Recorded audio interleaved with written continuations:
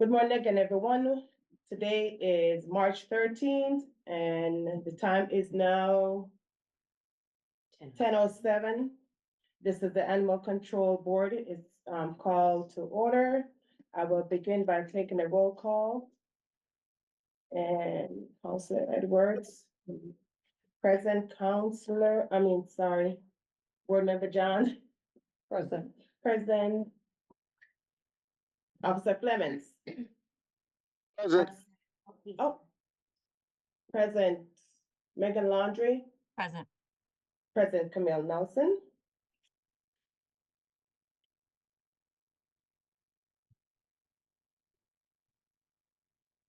And also in attendance for today's meeting is Renee Robichaud and Heather Kalen from the TJO and Attorney Robert Schuchak.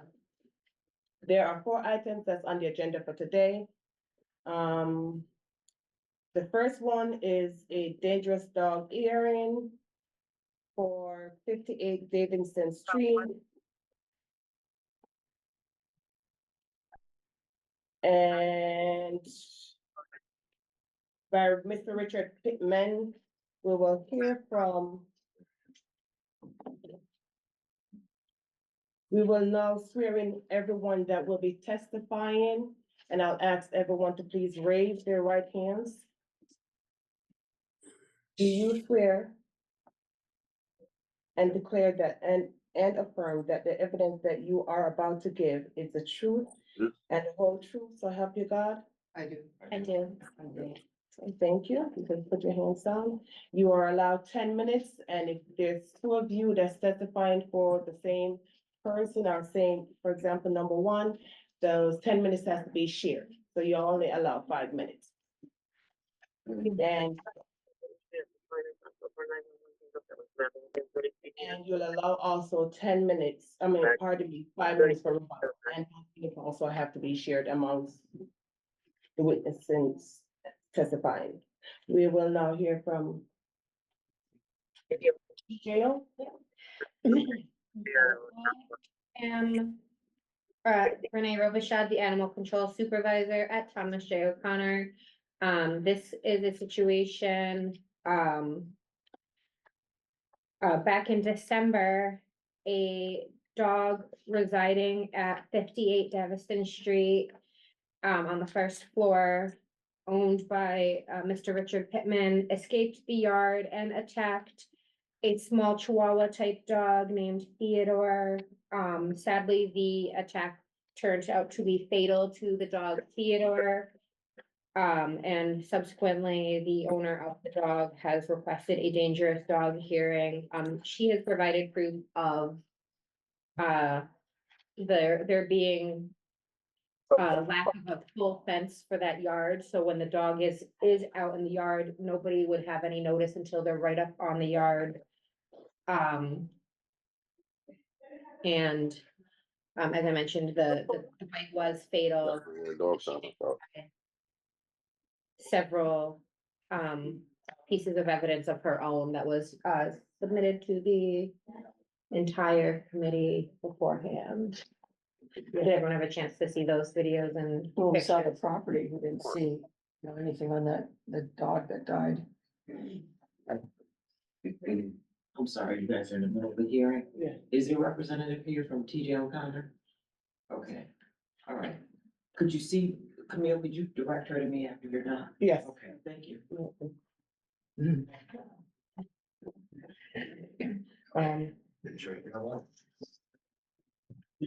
Thank you, Officer Robichaud. We will now hear from complainants,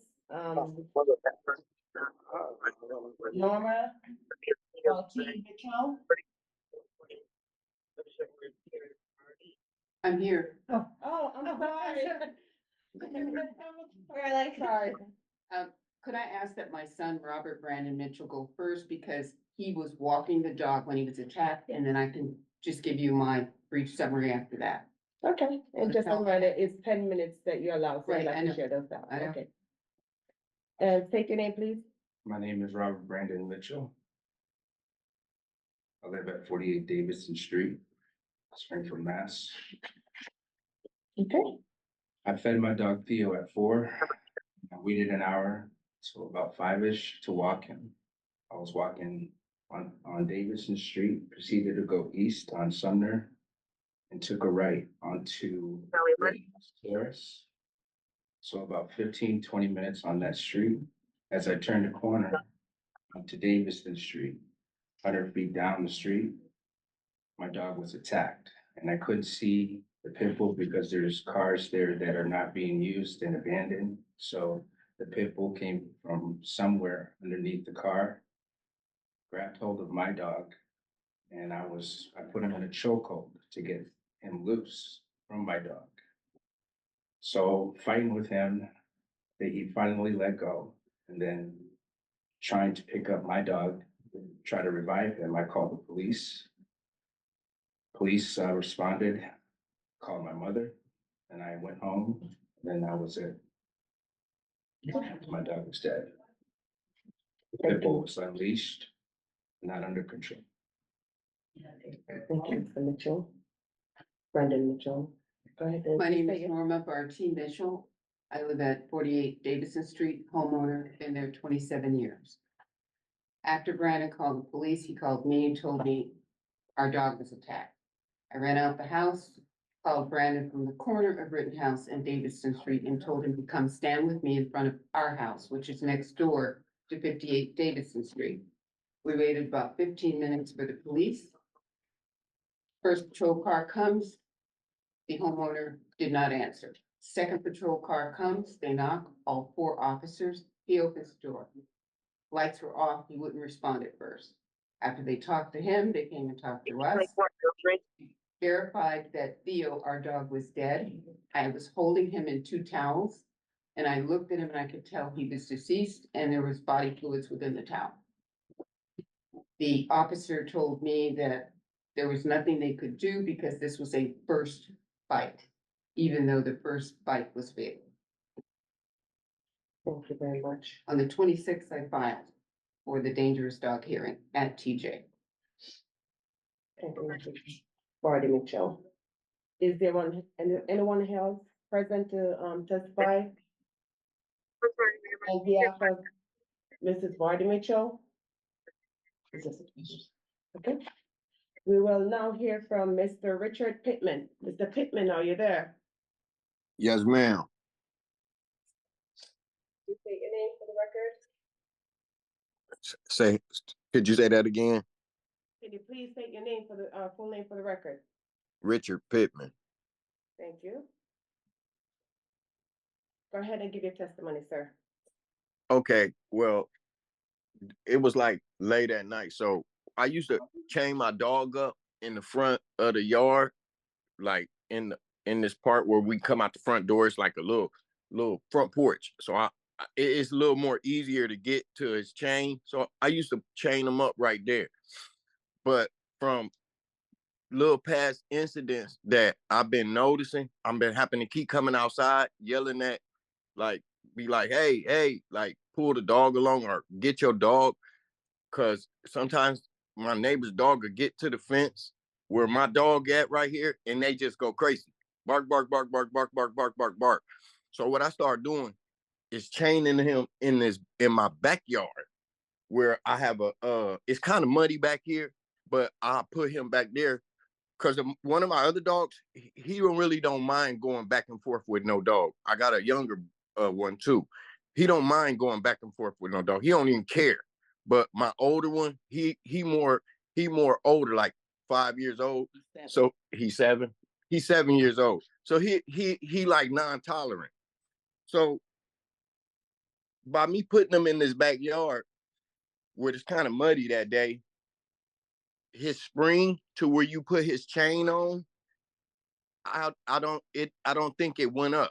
Once I just clamped them on, I'm just coming from the back there. So I don't think it locked all the way. Cause I happened to notice a couple days later that I was happening to clean the dirt out of the spring. So I can say, of course, yeah, he got loose. And I don't know where he got that dog at, somewhere our driveway back in the back by my car, but I didn't notice it until I came outside. And my son was coming in. He was like, the dog is kind of loose. And I'm like, is he? And I came out the back door like, yo, I called him. He just came right in the house and right in. He came in so calm, and it was like nothing ever even happened. So we didn't even realize what happened. Till the police knocked on the door and told us that our dog just killed a dog. Okay, I mean, it was nothing I could do. Even when I noticed with the leash part, with the dirt in, it was just inevitable. I don't know. I don't know. okay. Thank you, Mr. Pittman. Yes, ma'am. Um, Mrs. Norma, Barty Mitchell, and Mr. Robert, you have 5 minutes to rebut. Okay, I'll go first. For the rebuttal, I'd like to say that on the 22nd of December, 2023, the dog was loose. The dog at times is tied up in the front yard with a chain and a rope to a stake in the ground. As I come in to get into the car or bring my granddaughters, this dog is barking, he's kicking up dirt, he's just viciously barking at us. I won't even allow my granddaughters in the driveway. I let them off in front of the house because I don't know what it's gonna do, and I don't know if that chain with the rope is Yeah. going to stay. After the 22nd of December, 2023, the dogs are very rarely seen in the front, but I have sent you 3 videos that show you those 3 dogs are loose, they're not on a leash, and they're running around the yard. And that is Yeah. after my dog was killed. That's after my dog was killed. The only other thing I would like to ask that the city recognize that that adult tan bulldog killed our dog, which is my property. And I ask the city to fully inspect that the dogs in that residence are licensed, they're vaccinated, that they also have all the required paperwork, and that they are contained in an area or euthanized. I lost property. Our dog weighs 6 pounds, 7 ounces. That dog's at least 40, 45 pounds. Also, that the pet owner at 58 Davidson Street be mandated to obtain $100,000 liability insurance to ensure that if it gets loose again, that the community, people, pet owners can take action appropriately. Thank you, Mrs. Mitchell. Yeah. Mr. Pittman, you have 5 minutes as well to rebut. Is there any way he has a witness? I live here with him, and I wanted to say a few things. Yes, please state your name. Ashimi Steve, Just as long as she swears in, she. I did swear in everyone. Can you please state your name? Ashimi Steve,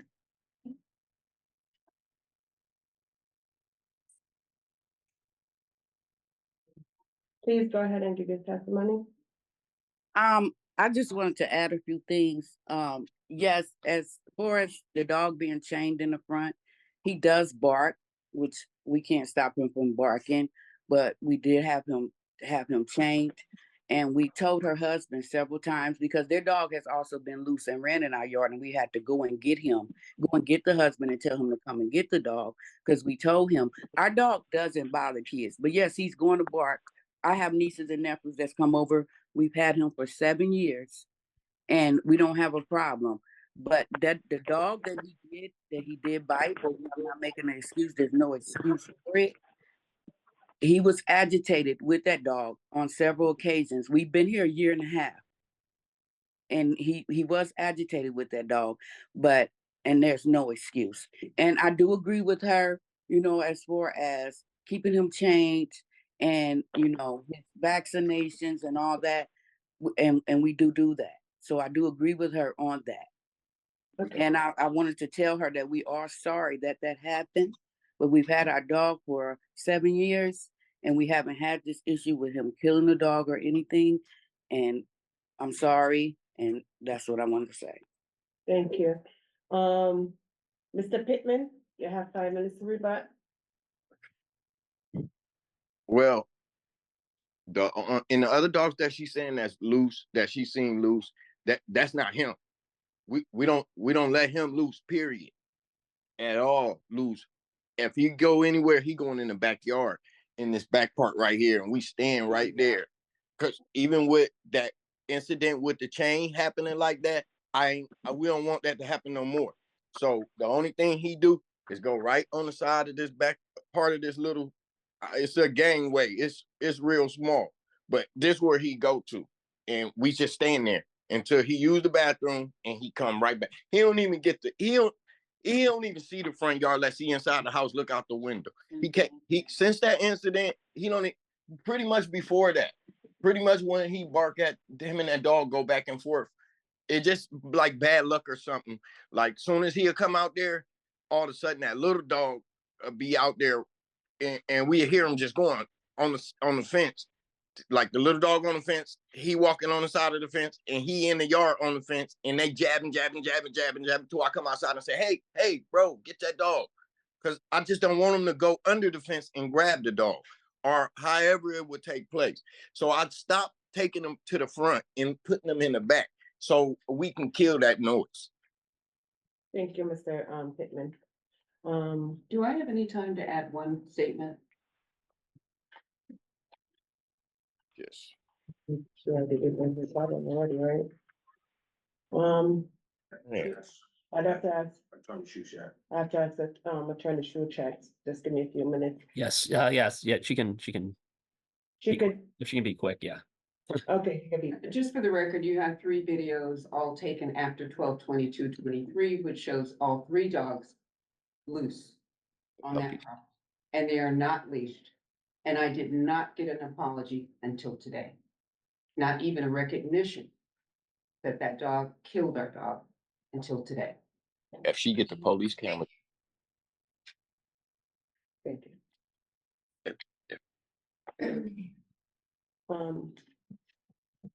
That closes this portion of the hearing.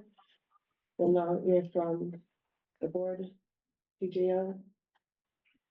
I'd like to know if the dogs were up to date on the shots and spayed, neutered, whatever. I don't show any records of them being licensed in the city, and that would be the only proof that we would have of rabies vaccination. So they've had the dog 5 years and there's never been a license. Well, they haven't lived Like here that. for Oh, 5 okay. years. They've lived here for 1 year. All right. And he has his rabies shots through Petco, and he's Miss again now, which I'm waiting on Dakin I emailed Dakin and I'm waiting on them to Miss get, Stevens, Where my suitcase at? yes, Dakin. Where my Miss, suitcase at? hello? Yes, can you hear me? Yes, that part of the hearing is closed, ma'am. Oh, okay. Thank you.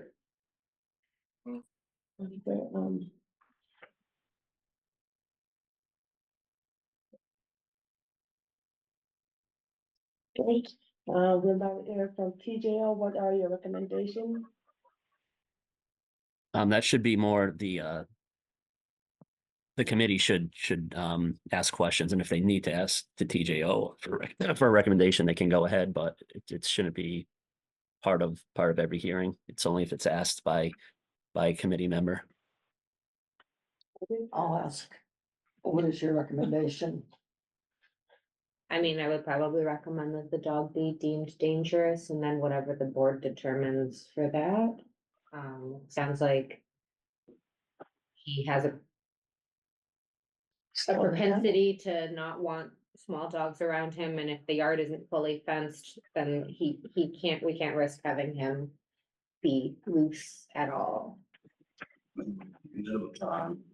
Minimally, my recommendation, or what, at the time, a motion would be for the dog needs to be deemed dangerous. But I also have concerns about the other dogs being free. I believe legally they are allowed to be free on their property, Yeah. but the fact that this dog is going to be deemed, and depending on what we agree in terms of conditions, they can, and I'm expecting that you can explain to the people how egregious those things are.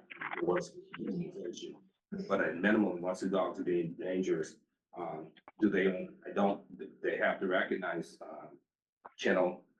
And which is expensive, $100 insurance policy, there's a lot more to it than just, it's whatever we choose to do. Whatever you choose, But, so, at this point, I mean, my feeling is that minimally, in Jane, I make well, at the proper time, my motion to be at least a day, deemed dangerous. And then whatever the board decides in terms of the conditions and what that means. thank you. I'll second the dangerousness. After Clemens, do you have any comments? No, I just to make sure the dog was loose when this happened, right? The dog was off their property when that did happen, and I thought I heard that when we heard that. Mhm. Okay. Board Member Laundry, do Yes, you have any, question or recommendation, any thoughts? I agree. It should be deemed dangerous. I don't think euthanasia at this point, but I do strongly suggest muzzling, tethering. I understand that they rent. Is that correct? Yes. Okay, so Thank you. Is there a position, can I say my recommendation as far as, because I've never. This is part of the. that's fair. So it's. I'm trying to think if I've ever, and I've been on this committee for a long time. I really feel the dog needs to be euthanized. It killed another animal at one point. That was our go-to. If there was an animal that was killed. That kind of wrote the law as far as the dog needed to be euthanized. And that would be my recommendation at this point for that dog. Thank you, TJO, for your recommendation. Does the board have anything else to say? Board members, based on our discussion and TJO recommendations, are you in favor of deeming the dog dangerous? Yes. Yeah. Yes. Board Member Laundry? yes, Okay, so I'll do a vote, roll call vote on that, please. And deeming the dog dangerous. Counselor Edwards, Yes. Officer Flemings, Yes. Board Member Johns, Yes. Board Member, Laundry, yes. and Camille Nelson, I also vote yes in deeming the dog as dangerous. And Board Member John has also recommended to have the dog euthanized, but, after, No, that's the motion she Okay. makes, and we vote on that motion. okay, So I make a motion that the dog be euthanized. okay, And I'll second that motion.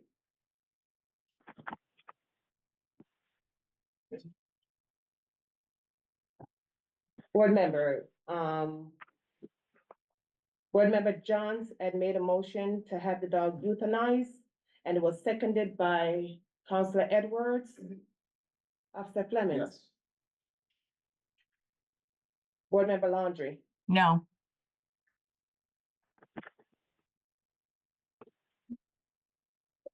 Camille, I also vote yes.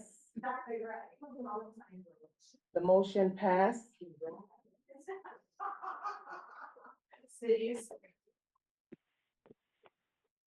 And the roll call to, on the motion is passed.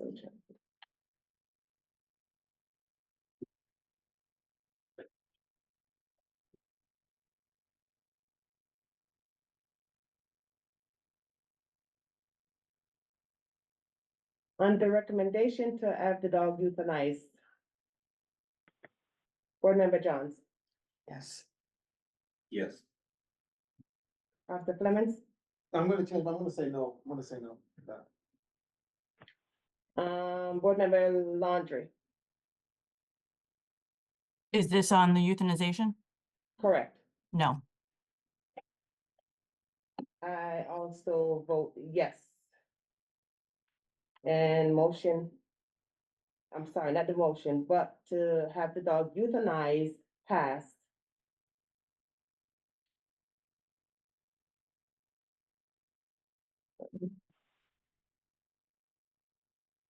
And, okay.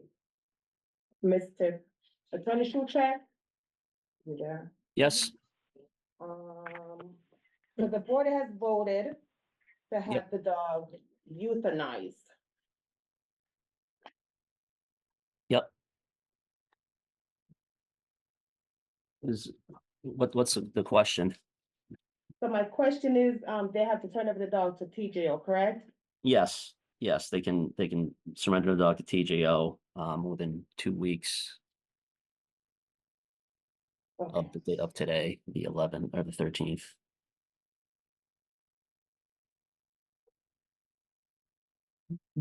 Mr. Pittman? Mr. Pittman, are you there? Yes, So the board has voted to have deem your dog dangerous and to also have your dog as euthanized. Could- You have 2 weeks as of today to turn your dog over to TJO. He also has 2 weeks will to we, appeal. could we the decision. file? Yes, you can file an appeal. Yes, we want to file appeal. We want to get an attorney because we didn't know it was going this way. And Okay. our dog is not dangerous. This is his first incident ever.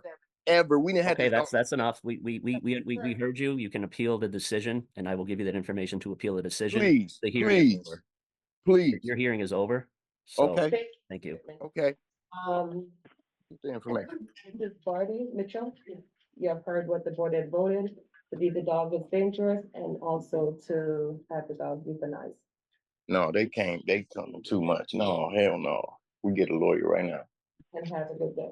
I'll pay whatever. Thank you for your time. Thank you. You all set, Mr. Goodman? Mr. Pittman? Can we ask for the Hold on. information? Can we have the information to file appeal? That will be sent to you. It'll be sent to Okay. you the order. But Okay, So how, basically, you know, have 21 days to appeal the district court is the so how many days we got to turn the dog over? 21 days to appeal it. So you wouldn't have to turn the dog over till 21 days after the appeal. Okay, so let's get right on the appeal right now. Yeah. Call that lawyer up. Yeah, because this is unfair. This Okay, is y'all. unfair. And the dog Okay. she studied saying looses are puppies. Attorney Shushat, Yes. can this, I got, at the end of the hearing, before you leave, we need to discuss that we have clarity. These are very kind of tumultuous situations. This is their trial. You need to be clear on the time of the dog needs to be turned in or the appeal, because the sound is unwavering there. And we need to have clarity. When people walk out of here. Yep. Both sides, it's tragic, but we need for you to have. Yes, I understand. I just mistakenly, I mistaken 14 for 21. I apologize, but it was 21 days, not 14. Okay, yeah, the thing is, but, you know, I just want, this is a bad situation on both sides. So when people walk out of here, one side is probably more satisfied than the other, one is very upset, you know, whether each side can choose an attorney because the person who lost the dog has a right to seek attorney for civil damages as well for the loss of their property. But the point is that as we do these hearings, we make sure that anything we say is said clearly, precisely, and so there's no ambiguity as to whether it's 14 days or 21 or any other Yep. things. I understand. I misspoke and I apologize, but it is 21. I thought it was 14 days to appeal. Okay, thank you. 21 days to appeal. This is crazy.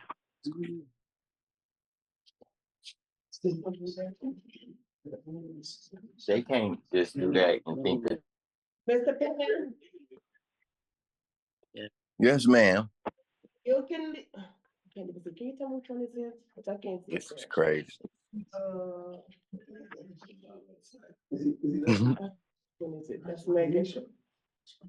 No, that's not. There's one down, right there. Thank you. Is it him? Mm-hmm. You can't see that far.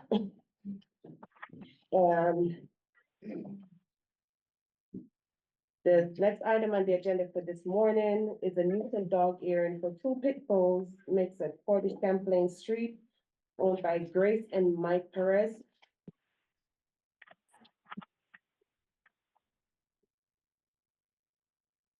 We'll hear from TJ. Oh, no, I just have everyone else. Yes, we're everyone in together. I So, didn't get anything for this, any other hearing. I just got the Davison Street, You did get anything else? Yes. just the Davison Street. Did you all? I got everything on the agenda. I got Davis and Street with the video, was all I got, so. You didn't get the full agenda?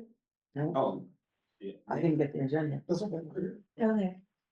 Okay, I don't know when that video was Davidson Street. No, but the agenda says you didn't get the agenda. I emailed it to everyone. Okay.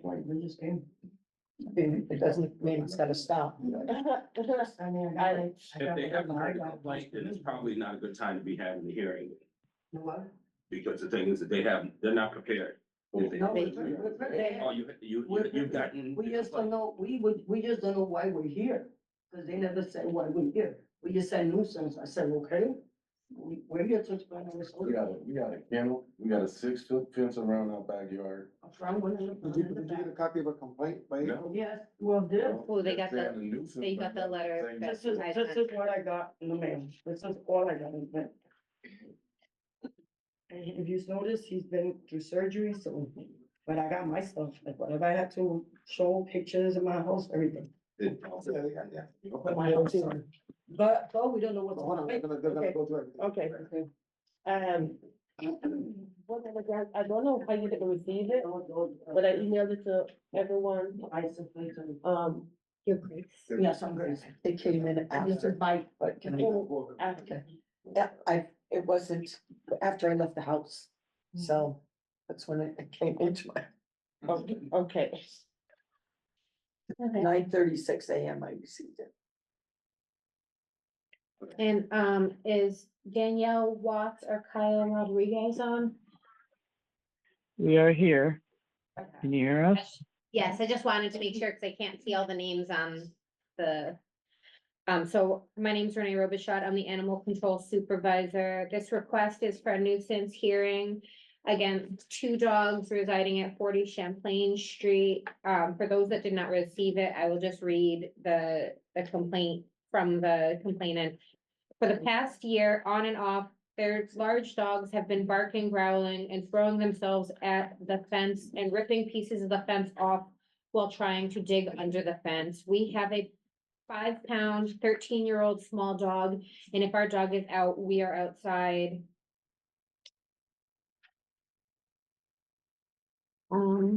If our kids are outside while their dogs are out and not in their kennel, the dogs try to get at us and attack the fence to get at us. They have completely ruined our fence. It now wobbles in many areas, have been patched where the dogs have ripped boards off. They also dig to get under the fence and rip the bottom areas off enough to get their whole head into our yard. We've attempted to address this with our neighbor, but it's only getting worse. And TJO only has one call of a complaint to this effect from January 6th of this year. Where the reporting party reported that the dogs are constantly going at the fence to enter her property. Our officer explained the nuisance dog hearing process to the caller and advised small claims court for damage to the fence. And she made contact. Is there a Randy at your house? Randy is my son. Okay, so she made contact with Randy, when she I don't know if she went to the house or if she just called. But she made contact with Randy, just to kind of let him know that something was going on. All the evidence that we have has been presented. There were videos sent. If you haven't seen the videos, the dogs are barking at the fence. But in every video, they remain in their own yard. So do you guys use the kennel all the time or only some of the time? In the summer, we use it all the time. Okay. This is, can I speak? Not yet. Not yet. So Yeah, just- there is a kennel, you can see the kennel in the background in the videos, but obviously at the time the videos were taken, the dogs don't appear to be in it. In one video, what looks like maybe brown pit bull is jumping up against the fence high enough where you can see her or his nose over the fence. But as I said, the dogs are within their own yard. So that's one of those ones that's very difficult for animal control to do any kind of enforcement because the dogs aren't loose. Thank you. We'll hear from. And may I just quickly define nuisance dogs per the ordinance? A nuisance dog is a dog that's excessive barking or other disturbances is a source of annoyance to a sick person residing in the vicinity, or by excessive barking causing damage or other interferences is disruptive to one's peace and quiet, or molests or threatens passerbys or passerby vehicles, or threatens to attack domiciled animals or persons, or trespasses on school grounds or private property, or is found at large 3 or more times, or damages public or private property. So those, any of those would be considered, can be considered a nuisance dog. Thank you, Attorney Shuchek. We'll now hear from the complainant, Daniel Watts and Kyle Rodriguez. So we've been having this issue for about a year on and off. We've made contact with the owners on numerous occasions because at first the dog was just jumping at the Hello? fence. We need you to Can you state hear your me? We need you to state your name for the record. And Oh, address. I'm so sorry. My name is Danielle Watts, Address? 43 Geneva Street in Indian Orchard. Okay, can continue. Sorry. So we've been having this issue, like I said, on and off for about a year. It started with just the dogs jumping at the fence and taller than the fence, which we expressed concern about because then the fence started shaking.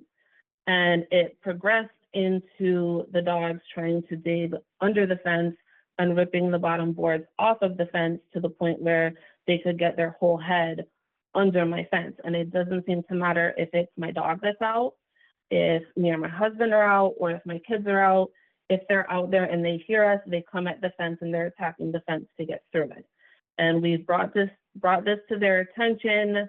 The first day that they ripped the board off of the bottom, I even went over and knocked on the door and spoke with Grace myself at one point, and I did send in, text message of this as well, that they offered to pay for half of the fence to replace it.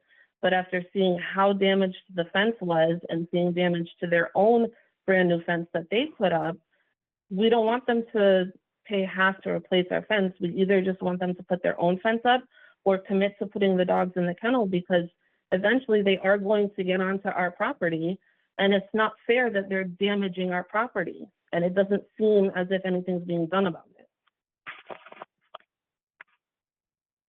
Thank you, Ms. Watts. Mr. Kyle Rodriguez, are you there? Yes, I'm here.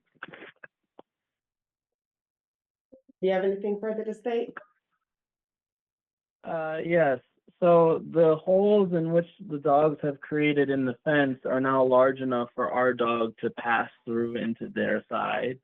I have had to go back there numerous times and patch the fence in order to prevent their dogs from getting onto our side, but also keeping our dog from getting onto their side. They have not made any attempts to repair the fence or prevent their dogs from getting at our fence after, talking to them multiple times over this issue. And my fear is that I was in the backyard with the dog because we can't leave him back there, especially when their dogs are out. And their dog literally had their entire head and chest coming out of the bottom of the fence trying to bite at whatever is on our side, And I'm fearful of my dog's well-being, my family's well-being. I don't want their dogs to get onto my side and then have them attack us, because then, that brings up a whole another issue. I don't want it to get to that point. Okay, thank you, Mr. Rodriguez. Mr.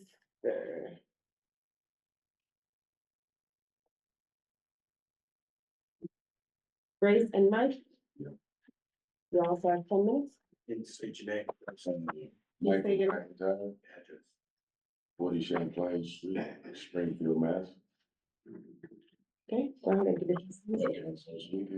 Yes, okay. Well, listen, the fence that they talking about, it's a stockade fence that's about 25 years old. The whole fence is dry rotted. I suggested that we go half on repairing things. That I would even pay to put, and I was willing to put the fence up and pay for half of the fence, even though it's their fence. Now, the issue with the dog, they dog barks constantly, even if no one is outside. So it's been tunneling under my fence, cause all of the dirt from the dog digging is on their side of the fence, not mine. If my dogs was digging, the dirt would be on my side of the fence. So their dog has been tunneling under my fence. And when we realized this was happening, we contacted them and said, hey, the fence is rotted. We'll pay half and I'll put it up for you. They text us back and say, no, we're not interested. I built a kennel. I keep my dogs in the kennel in the summertime, but in the wintertime, we let them out in the backyard. They go do their thing and they come back in the house. If their dog is out there and they by our fence, of course my dogs are gonna bark at them. They're gonna jump because they're strangers, you know? My dogs don't constantly bark. They're not aggressive. We done own that house for 8 years. Never had one incident with our dogs. We have 3 dogs. And, like I said, I talked to these people about this issue way before it got to that point. In fact, they could have came to me and we could have settled this a long time ago. But I was in a motorcycle accident almost 2 years ago where I had a spinal injury where I ain't been able to do anything. So of course I can't walk my dogs to the kennel. I have to let them out and let them come back in. And it's their dog that does all of the barking. We have videos of their dog. Nobody even's outside. We recording them from the inside our house and the dog just yapping. Nobody's even outside. It yaps all the time it's out there, you know? And like I said, of course, somebody come around my fence, my dogs are gonna get aggressive and bark and jump and all of that stuff. And we talked to them about it and they said, well, if my dog tunnel under your fence and your dog's kill it, so be it. This was they respond to us when we try to address the issue about their dog trying to get in our yard. So I said, you know what? Hey, let it keep digging in our yard, and if the dog comes in my yard and my dog kills it, oh well. Because we try to address this issue with these people. You know, we try and be civil with all our neighbors, you know, and on the same side of the fence where theirs at, like I said, the whole fence was dry rotted. I replaced it. I can't replace their fence without talking to them about it, but the other neighbors, they let me do it. They say, hey, yeah, go ahead, you know, I replaced it. My own money, my own time. I replaced it because I don't want my dogs to bite anybody. Because I know they is pit bulls, and I know if they do bite somebody, it's gonna be serious, you know? So I've been a dog breeder for 40 years. I done bred pugs, I done bred English bulldogs, I done bred American pit bulls, and I done bred English bulldogs, Thank you. you know? I have Nicholas, do pictures. you have anything to say? You know, there's the pictures of the whole yard around our house. I mean, You don't see the new Chicago fencing, the fencing that I bought, that's not, when I'm recording. oh, okay. And this is our Texas, and this, if you notice, it has the date and time on it, of when it happened. I took copies of it. Texas still neighbors. This is the text, yeah. And nobody else have a problem, we know it was them. No, it has that, thank you. Yeah. I just that way. That's Texas, and then our dogs are, you know, what is it? I said, Okay, yeah, that's what he said, but I. They checking on the system, I know. Yeah, they're licensed and up to date. One is, Yeah, that's it. And they're on, she is spayed, okay. what, and the boy too. Well, I know that he's neutered. She didn't show up as spayed and I got it. neutered, so just make, I don't need it, and just ask him. You know, and like he said, we got 3 dogs, we got one that Shih Tzu, that Yeah. 15 years. Yeah, they're all up to date and licensed.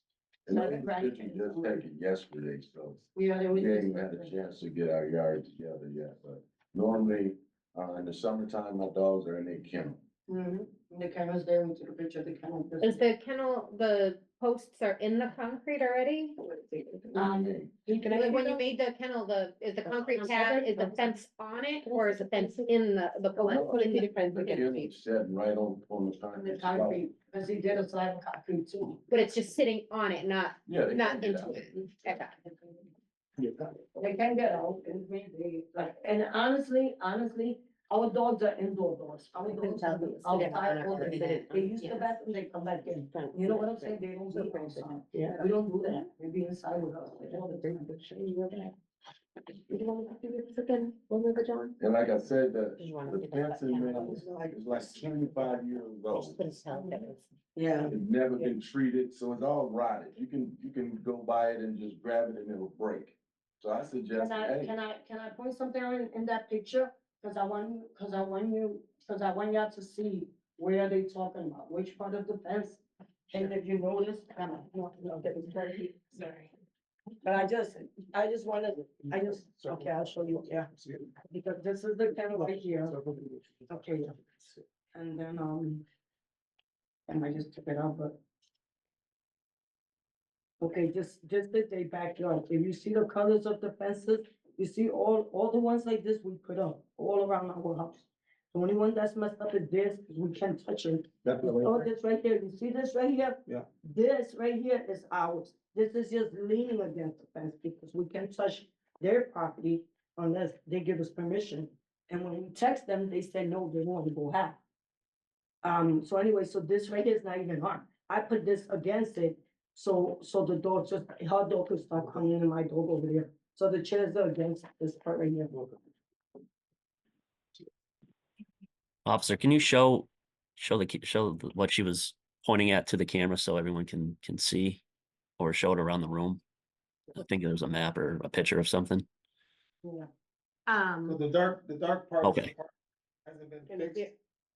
The cleaner part is the part you just put up against the fence, because she couldn't take theirs down, Yeah. and that's keeping the dogs out, but the fence looks like that normally, I already bought a section of fence to replace them.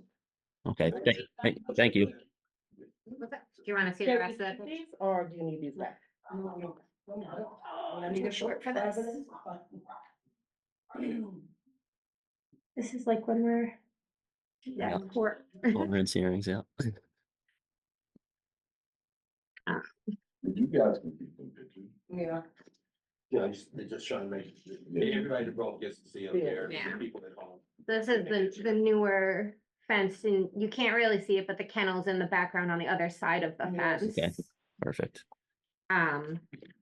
So if you can see the top of the gazebo, the kennel's right Yeah. here. And everyone on Zoom can see these, right? Yes. Okay, thanks, Megan. And then it just shows like, this is like a couple different fences on this one. Sorry, the camera doesn't really stay No. still. That's fine. Thank you. And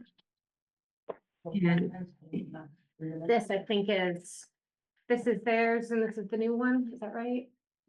That's the dark fence is. The dark fence is the old fence. So, it's harder to see in this picture, The lighter ones we put up. but the lighter one over here and then the darker one over there. Gotcha. Okay. Next time I'll be taller.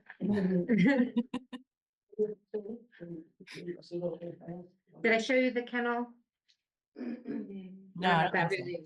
really- So what's the first one? Okay.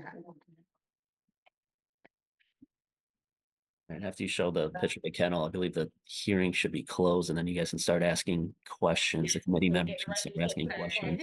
We just wanted you guys to see the videos, I mean, the They're picture. all out of order now. Yeah. So, okay, and then this is,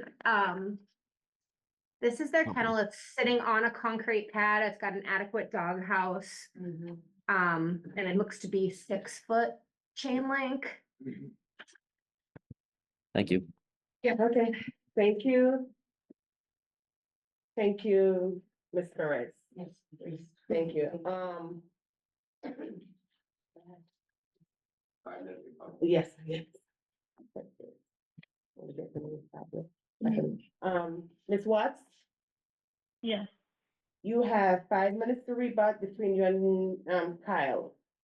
Do you have anything further to say? Yeah. So we were actually the ones that approached them first when we first noticed that the dogs were blowing at the fence. We had to stand on planters and yell to get someone's attention over the fence, to which we spoke with Griggs. On numerous different occasions, we talked to them about this issue. The fact that our fence is older should have no bearing in this because the other side of the fence is perfectly fine, the one that their dogs don't have access to. And it's not about the age of our fence, it's the fact that our property in general is being damaged. And we have spoken to them about this and tried to resolve this with them directly, and this is where we're at now.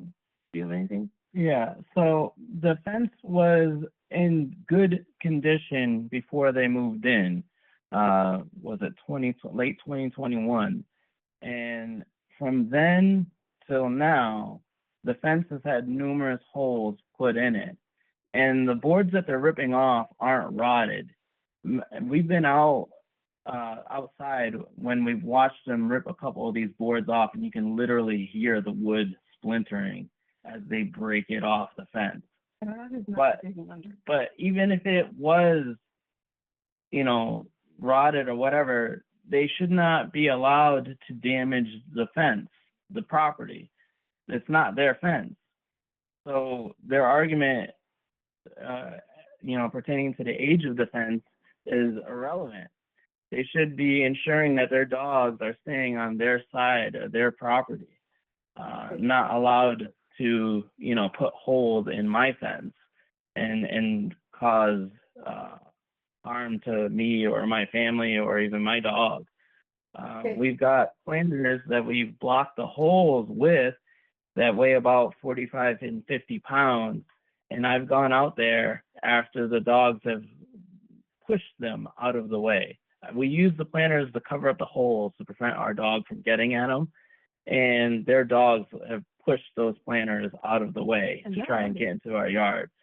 And we've lived in this house since 2012, and our dog has not dug holes in our yard the entire time we've lived here. It's only been recent that those dogs have started to dig and rip at our fence. And even then, our dog is not the one that's digging those holes. The dirt is not on our side, and we've got pictures and videos to show it. Thank you, Mr. Rodriguez. You have 5 minutes Can to we see rebut. these pictures and videos that he talking about? Is he talking about holes? We don't know nothing. And it's not an other side of our fence, whatever he's saying, I haven't seen anything. Where's these pictures of these holes in the fence that he claiming my dogs are doing? Cause honestly, our dogs, like I said, our dogs don't even be outside, they go outside to use the bathroom, they come back in.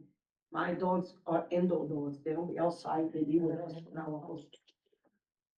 When they outside is in the kennel, is in the summer, and they go Those back. pictures that we just showed y'all, we took them yesterday. All those pictures. So I don't know what holes he's talking about. And like, It's a small hole under the fence where she got it covered with that other bright blue fence. But like I said, it's from their side. Their little dog has been digging a little bitty hole. and I honestly, it's like, we're not saying, we're not saying. Oh, okay, that's fine. People fix it, and let's go half and half. Their dog, our dog, then the problem is fixed. Oh, Okay, now look, if you see the hole, you see the dirt is on their side of the yard. How would my dogs dig a hole and the dirt be on their side of the yard? They dog is digging, not mine. If my dogs were digging, the dirt would be on my side of the yard. Why is the dirt on their side of the yard? So, Mr., you have 5 minutes to rebut. Did you finish viewing the video? I just showed, I showed a picture, it's.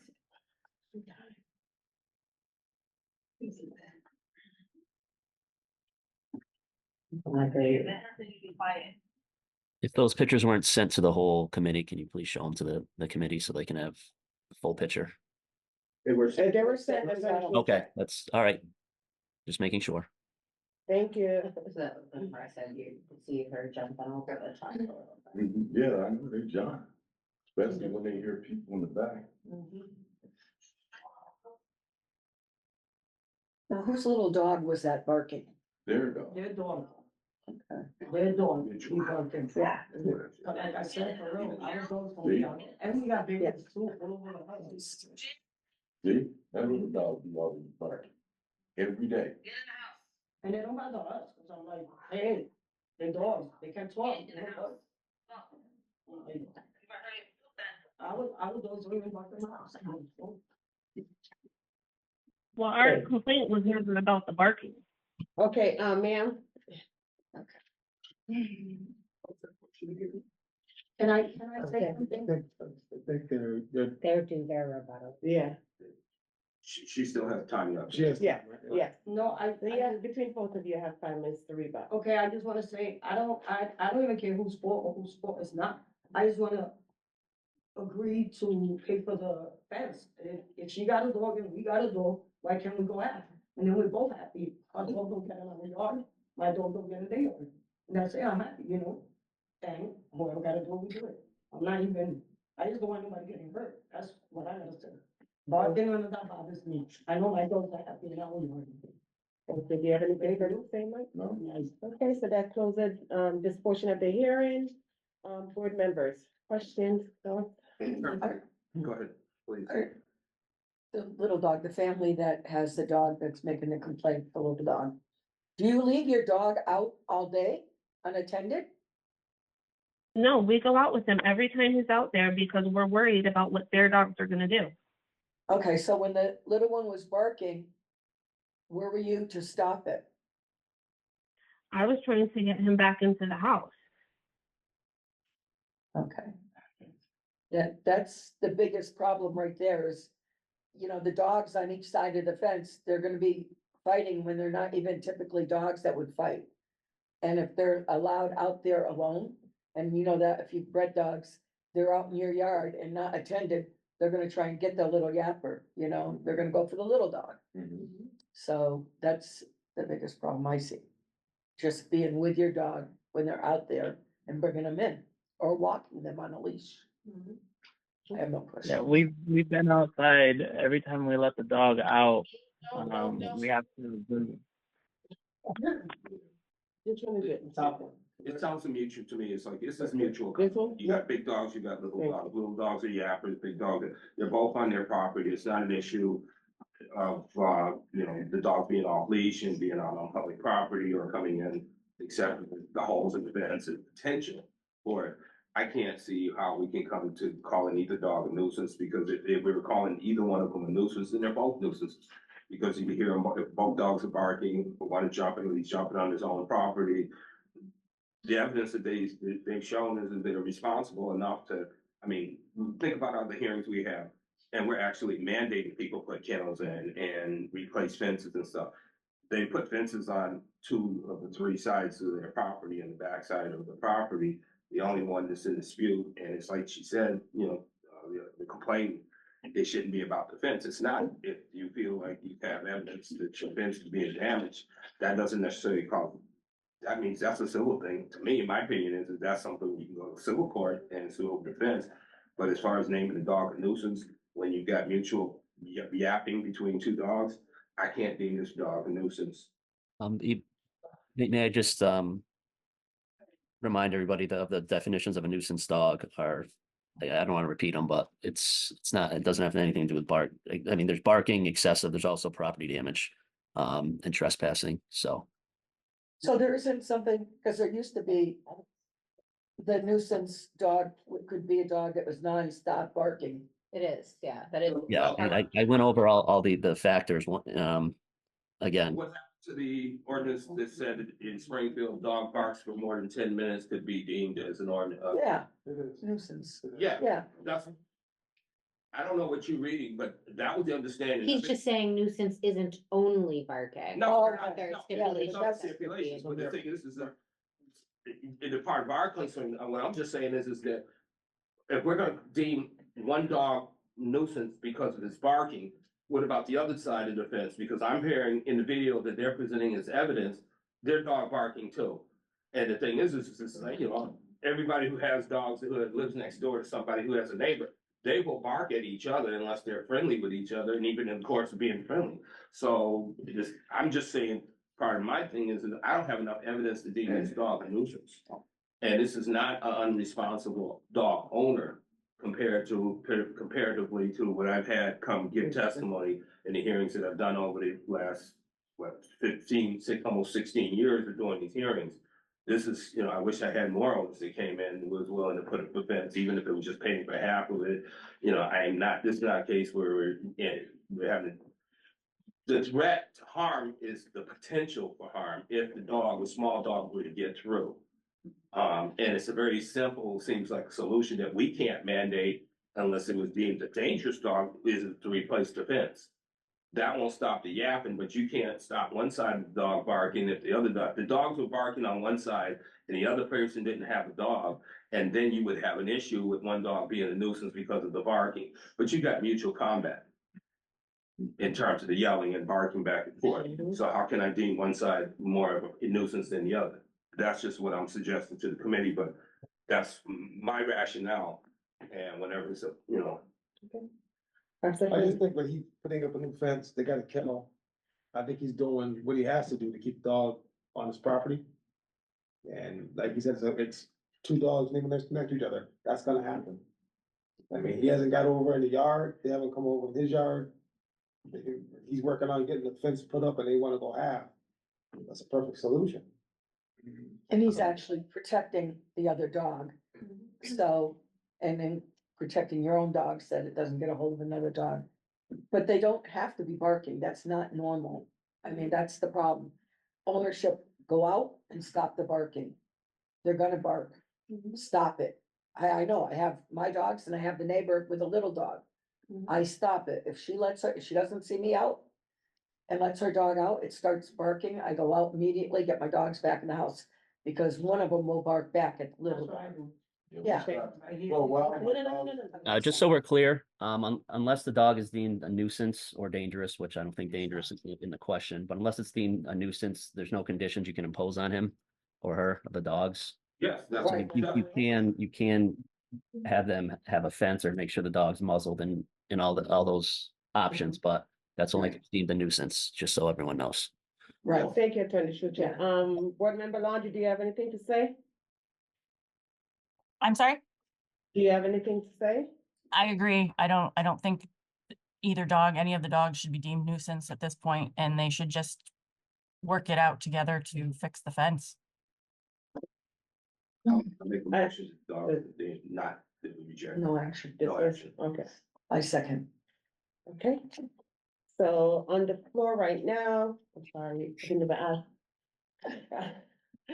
TJO, do you have any recommendations? No, we do not have any recommendations. Okay, thank you. Just keep what you're doing with the licensing and rabies and. I'm gonna put a fence up anyway. Thank you. If you need any advice for the kennel, just let us know, you know, reach us, so. Okay. So, Counselor Edward made a motion for no findings. And seconded by Board Member Johns, right? Yes.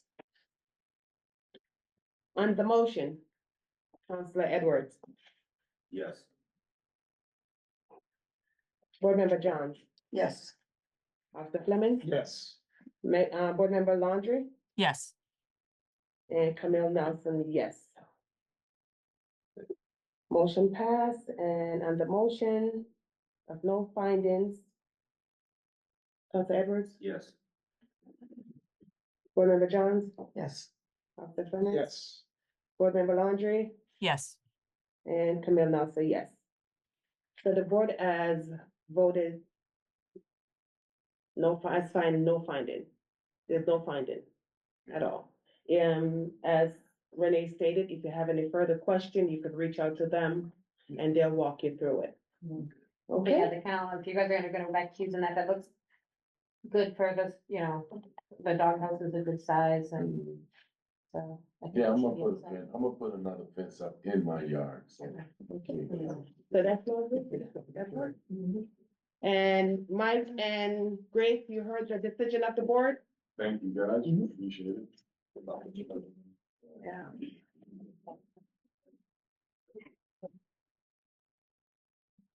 Are y'all keeping those pictures or y'all want me to take them? You can take it back. No, I don't need it, but still. Thank you for coming, so. Yeah, no, I didn't even know why we were coming for sure.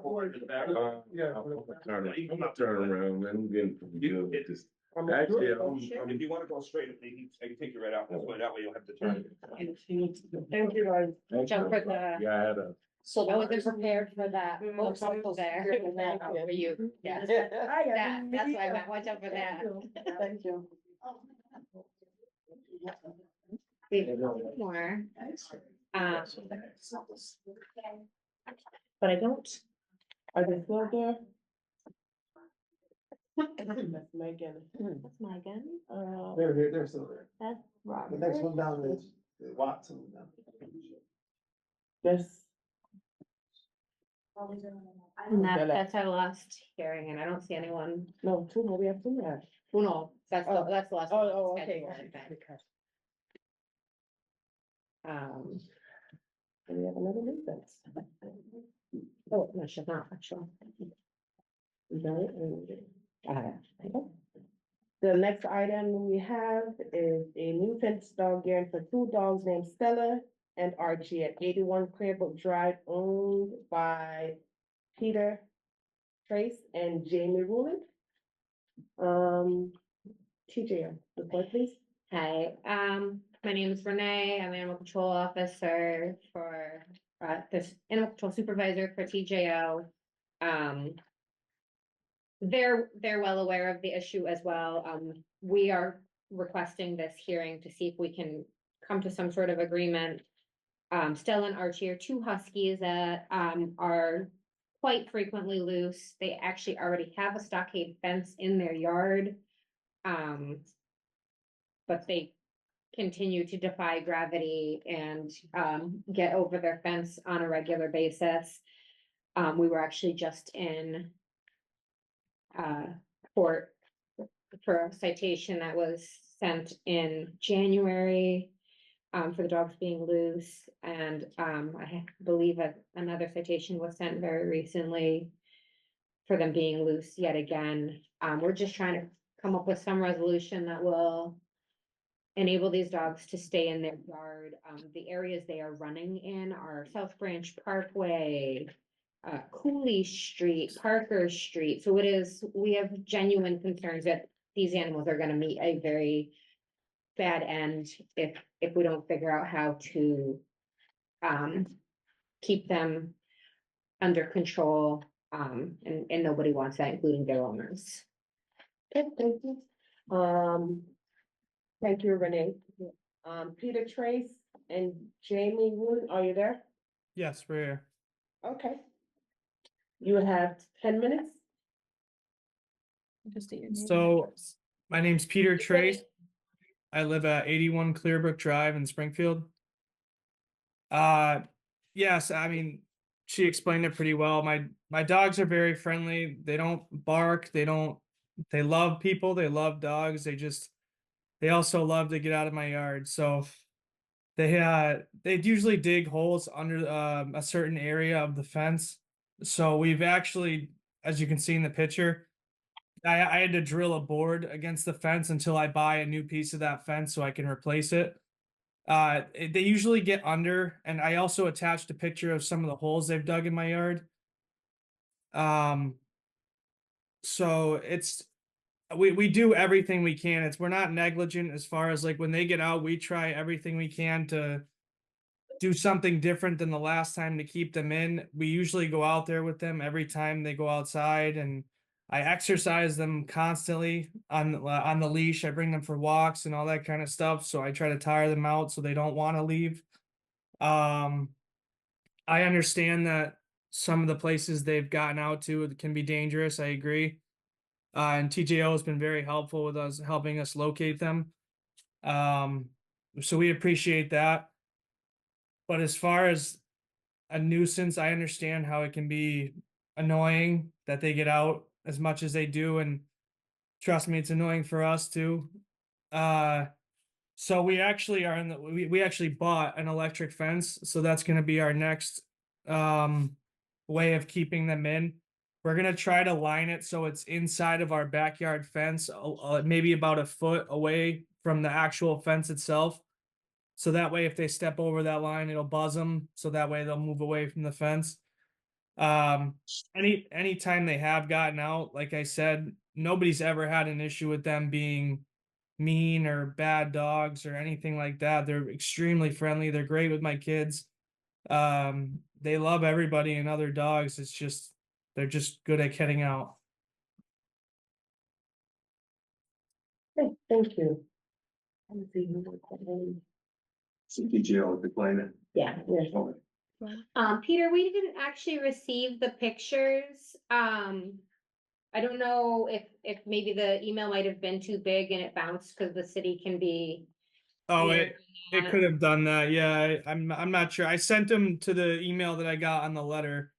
They Okay. emailed back and said, they said. they Yeah, can but there's send no it to us. pictures attached to that email. So I don't Okay. know if So okay.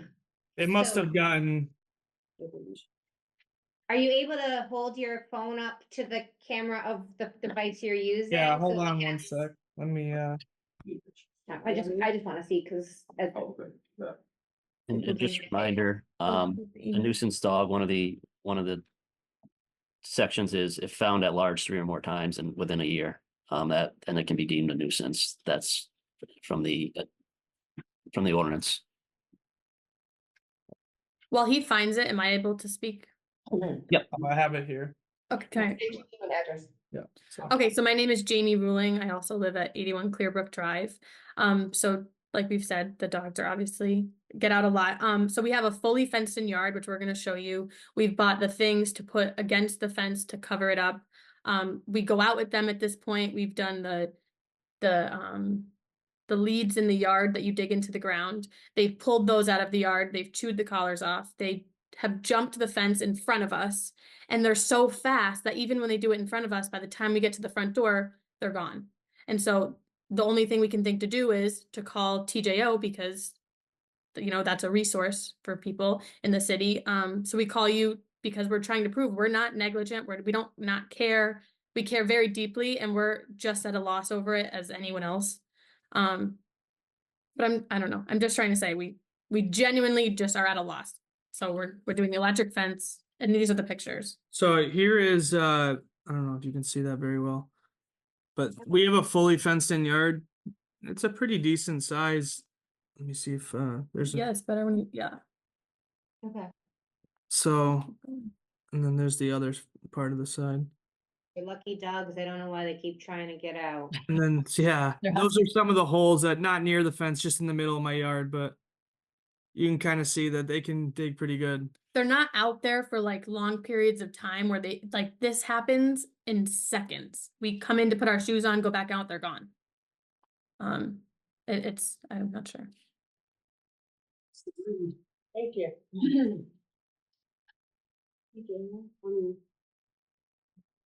I mean, so as a rebuttal, I mean, we don't think you're negligent or we know that Huskies are problem dogs, but obviously something has to. Yeah. We don't want to scrape them off of a major highway. We don't want to be the people delivering that news to your home. And so, you know, I know it's hard to have this hearing, but we're doing it out of a place of care and we love animals and we want your dogs to be safe. We know that they're not a danger to the neighborhood per se, but if they get into traffic, that could be really bad. We actually have a dog at the shelter right now that was hit by 2 cars on Roosevelt, bounced off of one into another. So we say this, when we say this, it's because we care and we don't want that to happen to your dog either. So, that's all I really have is, I don't want you to think we're trying to be jerks. It's. No, I completely understand it. It's, I mean, like I said, we're gonna try the electric fence. I can't imagine that not working. Let them talk. Oh, I'm sorry. You're on talk. What's doing our Yeah. 5 minutes rebuttal? I have nothing more. Yeah. with that. So now you have 5 minutes between the both of you to rebut. Okay, sorry about that. I didn't realize. Yeah, so we're gonna go. We bought the electric fence, so I can't imagine that doesn't work. I mean, it's worked with every other dogs we've had in the past, and so if the electric fence doesn't work, then I guess Then the it's only other option I could say was I've tried digging up the yard and trying to put some 2x4s under the fence so that way they can't even dig lower than that. I'm still in the process of doing that, but I'm gonna let them put the electric fence in first before I do that. Okay, thank you, Jamie. Peter. That's okay. That You may press. that closes this portion of the hearing. It's not, Board member? this is not complicated. No. The reality is it's partly the breed. The dogs are getting out. These dogs are nuisance. They're nuisance by definition because they're getting out on a regular basis. That doesn't make these people bad owners, at least this is just my opinion. This doesn't make them bad owners, but by the definitions of what a nuisance is, they're out more than 3 times. The other part of it is, I don't know exactly what the solution is, and I don't know enough about the electric fences or or how to stop it other than walking the dogs out into the backyard on a leash. So that way, you have control of them even on your own property. The thing I have a problem though with dogs that are out, regardless of breed, especially large dogs. Everybody doesn't love dogs. I know recently we've had a Doberman Pinscher shot by somebody on a public street. The person, whatever happened in that situation, I have no problem. I can't condemn the person who did it because I know how my wife and my family reacts with a dog. We've got small dogs, we've had big dogs. I don't know your dog or anybody else's dog when it runs up against me. So I've seen situations where fights have started because somebody jumped up on the hood of somebody's car. And the person who owned the car is upset because he's got scrapes on his hood is bent. But the person who jumped on it was trying to run from somebody's dog. The owner of the dog's yelling, "Oh, he's a good dog, he's a good dog." When your dog's out loose and it's not under your control, you're putting everybody at risk because you're running out into the street. The dog's at risk for being hit. Your dog's at risk for being harmed by somebody who's scared of your dog approaching them. All these types of things are coming out into play. So in my opinion, there is no question that this is a situation. This has to be deemed a nuisance generally. And then in terms of how to solve the problem moving forward, I don't have an answer. And I let you guys who are dog professionals to work with them because they sound like they're willing to work with and do whatever they need to do. But my motion at the appropriate time will be to deem these dogs as nuisances, and then you guys can figure out what the solution or the consequence of that is. I have a lot of suggestions, but if you get a motion to make The dog a nuisance. nuisance, and I have to agree with that only based on the laws, that it's gotten out multiple times. And then we'll vote on that, and then I can make some suggestions that I hope will help. Is that, or can I do it now? Oh, I mean, everybody have a school, say that needs to have Yeah. a say, but at the appropriate time, I'll make a motion to do those. Okay, all right, Keep the nuisance. all right. Have the dogs been through obedience? Any Uh, classes? Not an actual obedience class, no.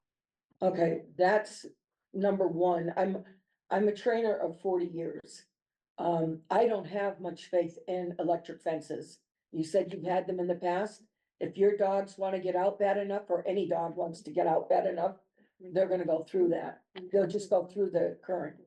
And they're gone. Once they learn that, they're gone all the time. The other thing with Huskies, God bless them, they're runners. They like to pull sleds. That's what they were bred for. I've known people that have gotten carts and used the carts on wheels, taking them to a place that they can pull the cart with you on the cart, or alongside them and put weight in the cart and getting used to, it's just a lot of work. And it's boils down to being with your dog on a leash every time they go out. Whether you put up an electric fence or not, that is the only safeguard of the huskies not getting out, unfortunately. But the obedience would be good so that if you gave them a command to stop or set down anything before they go over the fence, that may help. Electric fence, I wish you luck, but I wouldn't have put my money in it. So I think I've touched all the things that I know that I've recommended on individual training. And I wish you luck because I'm aware of these dogs being running too, because I've got that network that I hear about them.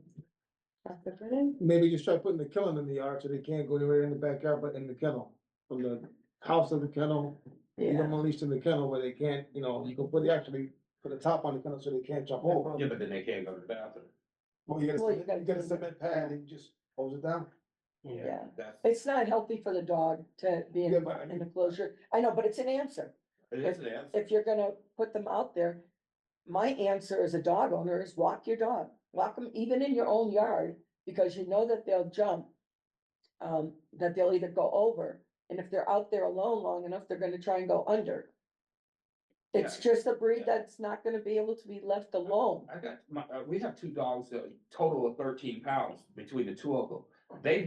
We've been outside by themselves and we've had them for years. Oh, I mean, and I can go back 20 years. None of my dogs have ever been out in the yard by themselves. When I had a Doberman, my Boxer, my German Shepherd, my Pit Bull, and now my Chihuahua and my Pomeranian mixed with something else, whatever she is. My dogs have never been off leash outside.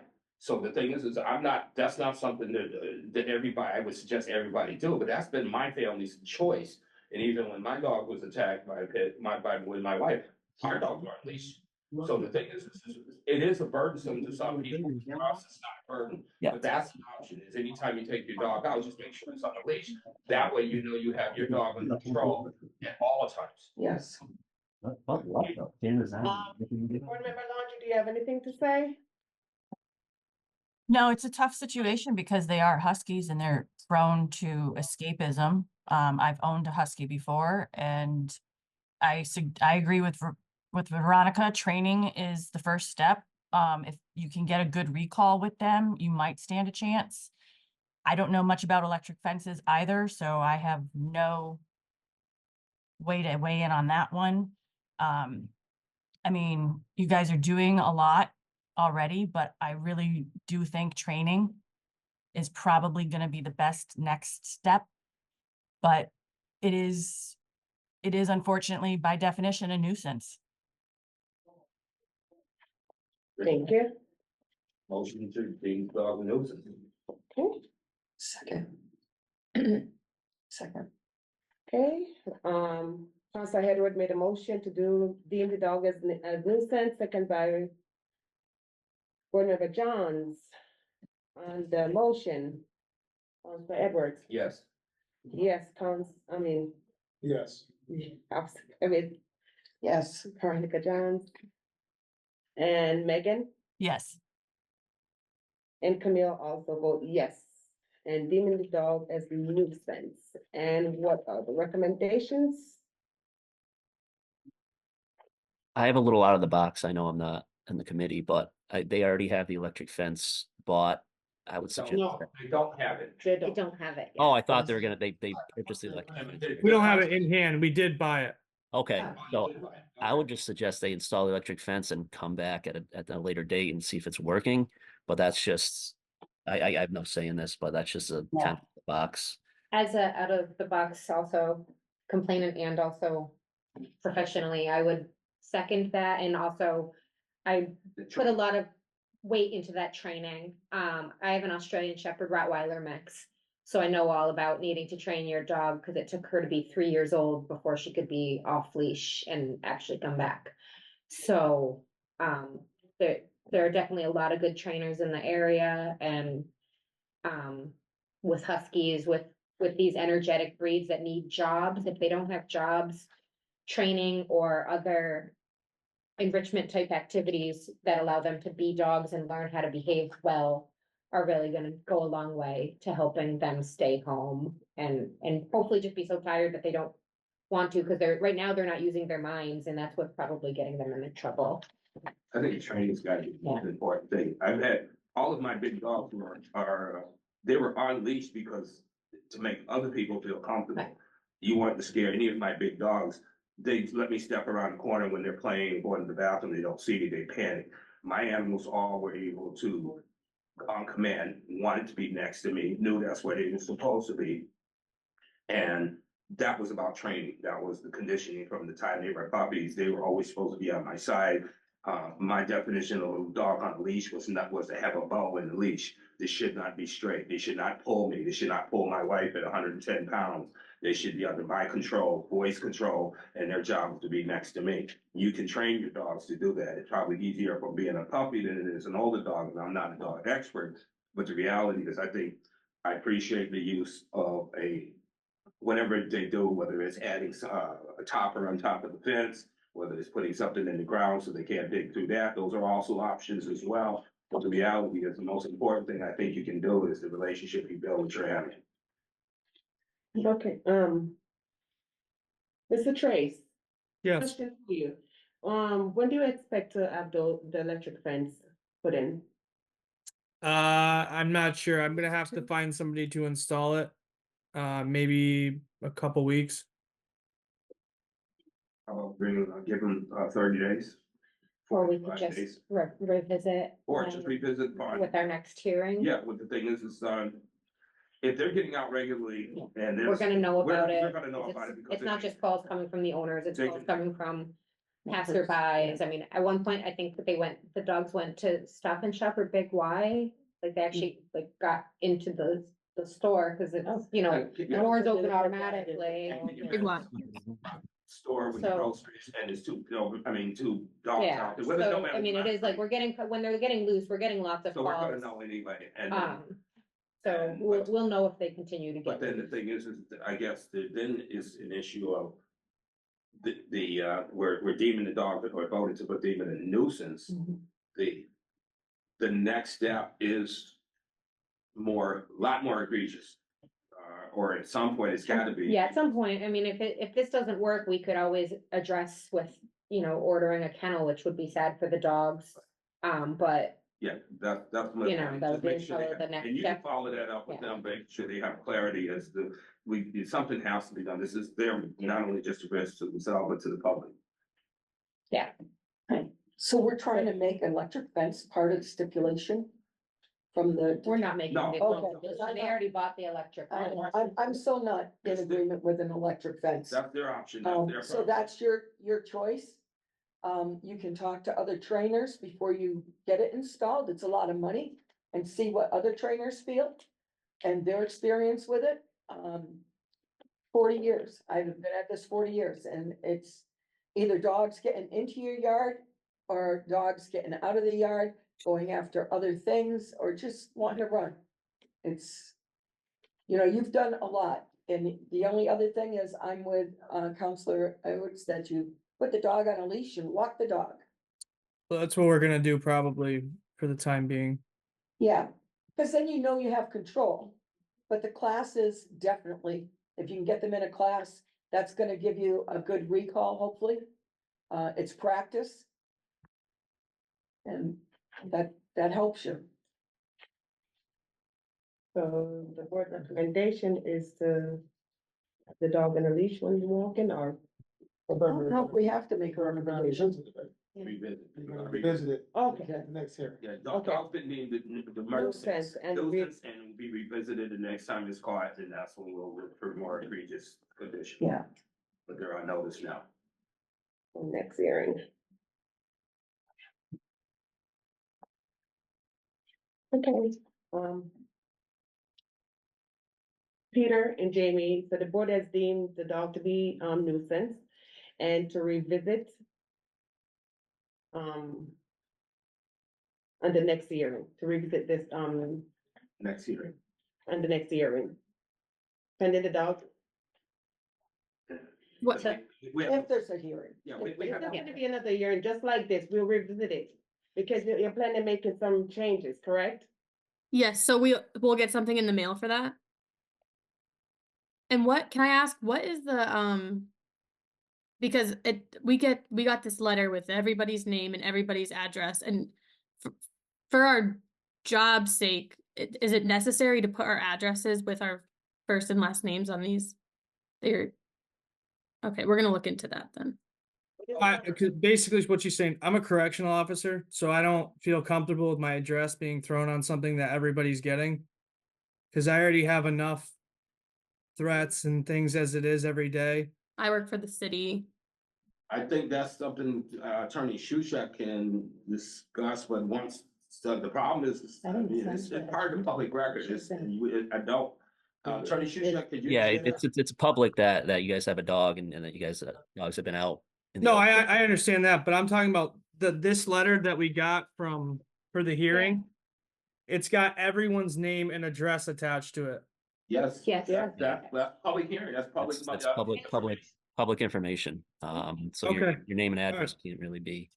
So if you have a dog and it's out, this is a risk that you make. I understand being a correctional officer. My son is one as well, 12 years in Connecticut.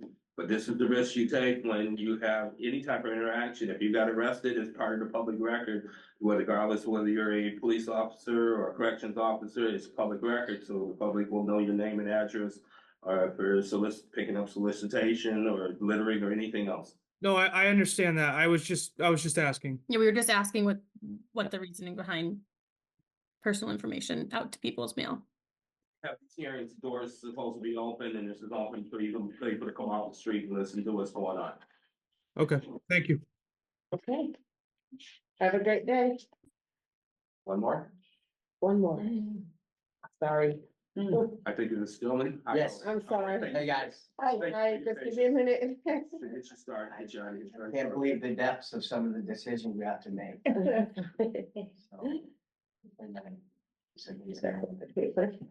So then, next item and last item on the agenda is the nuisance dog hearing for two dogs named Shepherd. It's Gunner Church and Glory. Shepherd's Church, Glory and Gunner at 5 Bretton Road, owned by Lawrence Green. Yes. Mr. Green, How are you guys? just give me a few minutes, please. And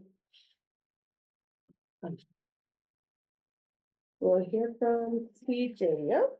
Is Bonnie Lillis on with us?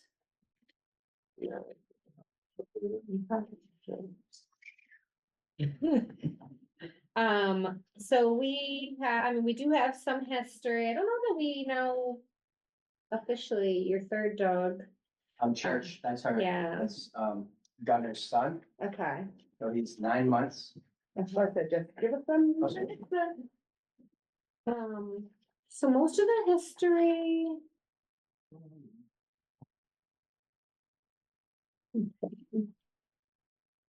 Most of the history, I mean, they have been loose a number of times.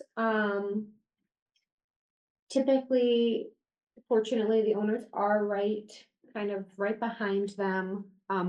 Most of it has been Glory and Gunner, because they're the older ones. Renee, quickly, you said a number of times. Would it be 3 or more? 3 or more in 1 year, yeah. Okay, thank you. That's December, Yeah. That's where you went. December 22nd of 2023 on Breton Road. October 18th of 2023 on Breton Road. Let's see. That one sounds like it might have been more of a neighbor dispute than actually the dog being loose at the time. September 14th, 2023, the dog was returned to the owner in the field. But just making sure that just the 2 dogs. So 1 dog was loose, 2 officers responded, so I had 2 calls for the same day. May 14th of 2023 on the Winnick grounds.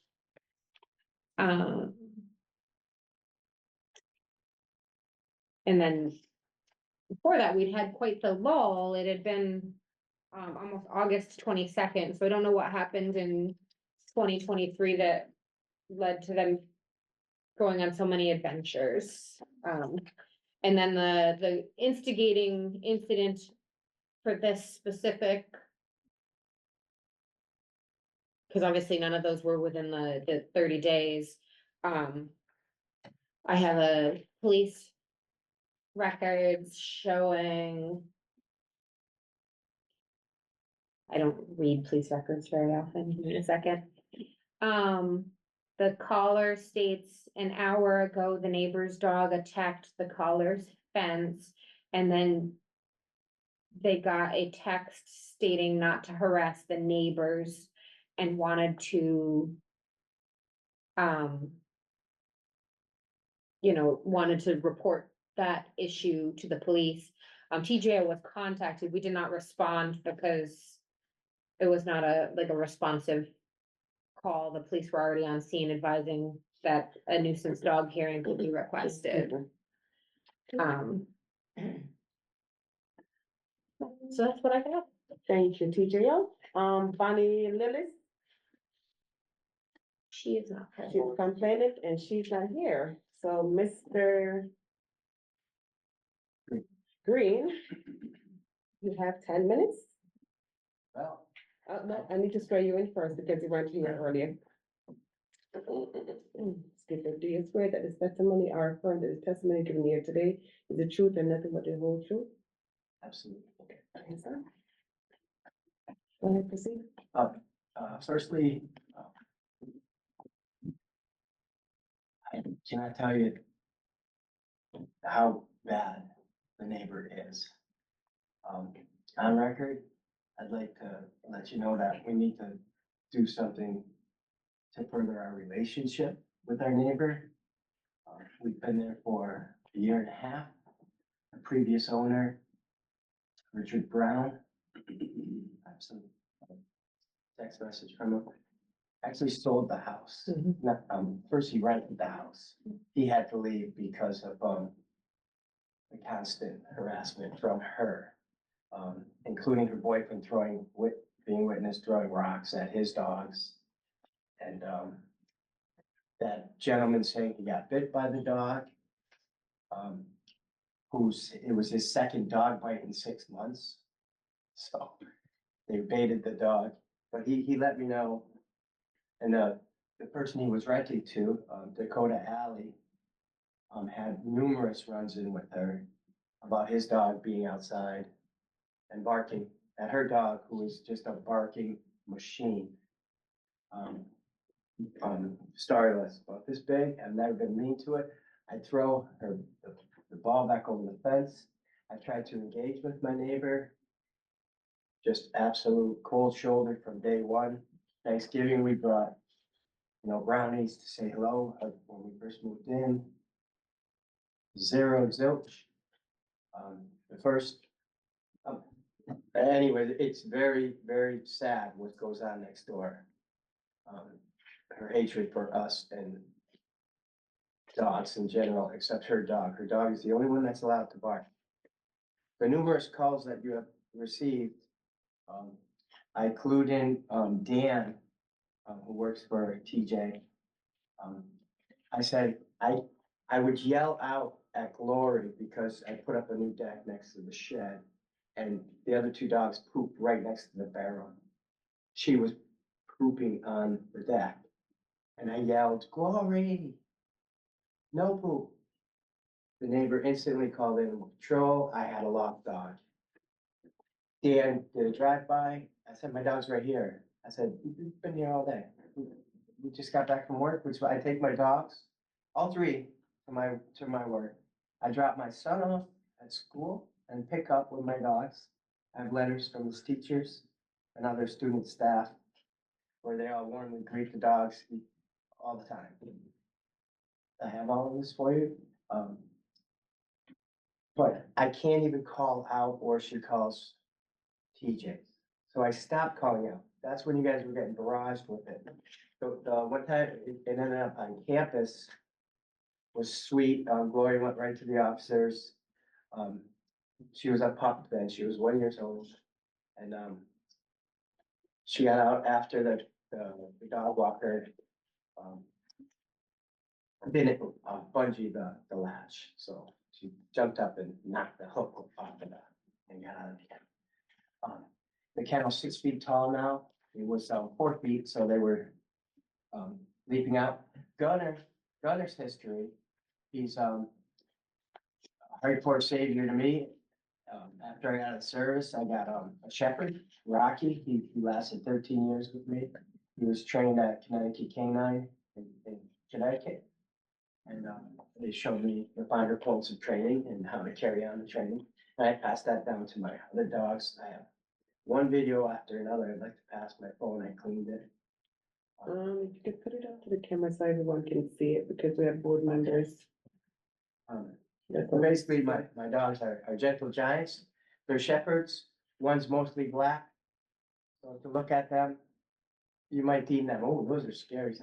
But in the last couple of days, I've had strangers, complete strangers, to say hello. And we have deers in the backyard, okay? We have turkeys. How do I do this?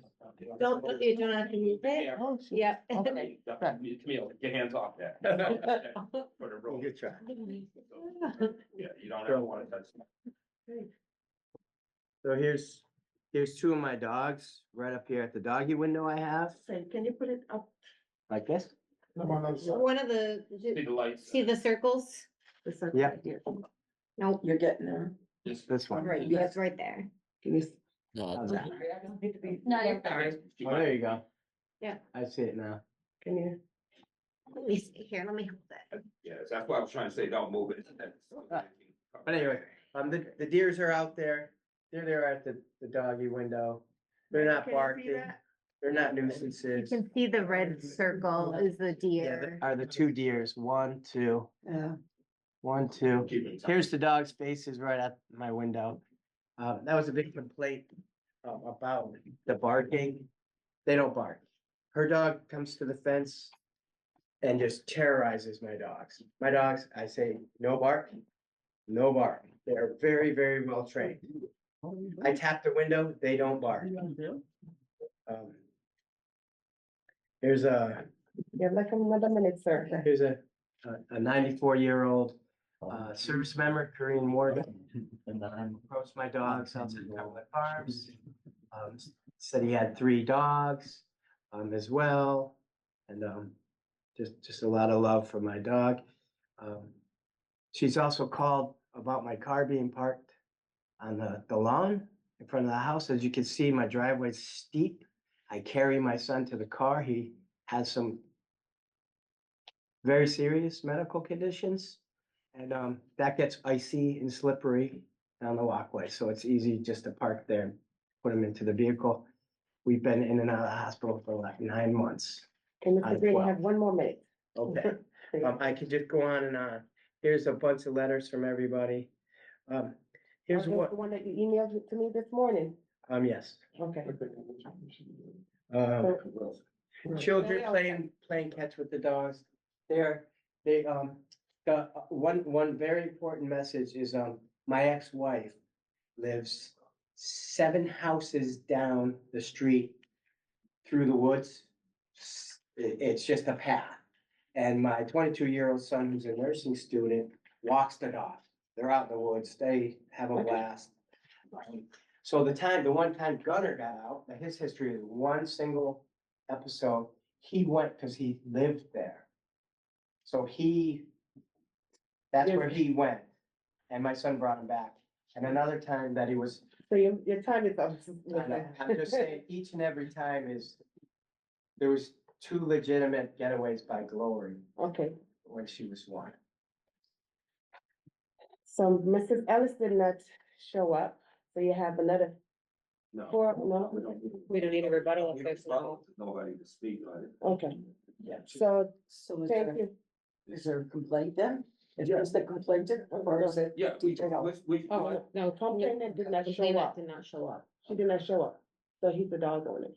I know. Yeah, no, But you have- Senator, Well, you have, but you don't need a rebuttal, no, and so this, I'm gonna, are we close it. going to contemplate or deal with it regardless of whether she's here or not? I think that'd be up to you guys to. Screw that. Should we contemplate, what do we do when the other complainant doesn't show? They are supposed to show. The complainant did not. Yes, that's Do we do the that hearing? is clearly a problem, but I mean, you have all the information that TGO provided, so you can go off that. You just don't have any information from the complainant, so. Can I ask, when was the actual last incident the dogs got loose? The last incident that the dogs reported loose that I have is in December, so this hearing is based off of the police complaint that they, sorry, that the dogs were attacking the neighbor's fence. What that would imply that they would be in their own yard, which could be perceived as nuisance behavior, but I don't have any evidence of that because obviously the police responded after that was So the police- resolved, because police- she called an hour later. The police responded to a call from the neighbor that the fence was being attacked, but there was no, and that's the extent of it. They let us know, but we. Destruction of private property, it's considered a Destruction of nuisance. property, but we have no evidence of that. Because And what date the, was that? that was on, Last year, December. no, February 2nd, and she requested the hearing on the 3rd. On this shirt. She doesn't really specify in her complaint that anything particular happened on February 2nd, though. Correct. Nothing, it doesn't seem that anything, and the police report doesn't really stipulate anything specific either. Our officer just called, it would have just been a phone call to the complainant saying like, that's not something we can, dogs bark at fences. That's not really, if you want to do a nuisance hearing, if it's an ongoing issue. But I don't know what the Nothing we can do. 100% nature of her complaint really is. She's afraid of the dogs because they're big. But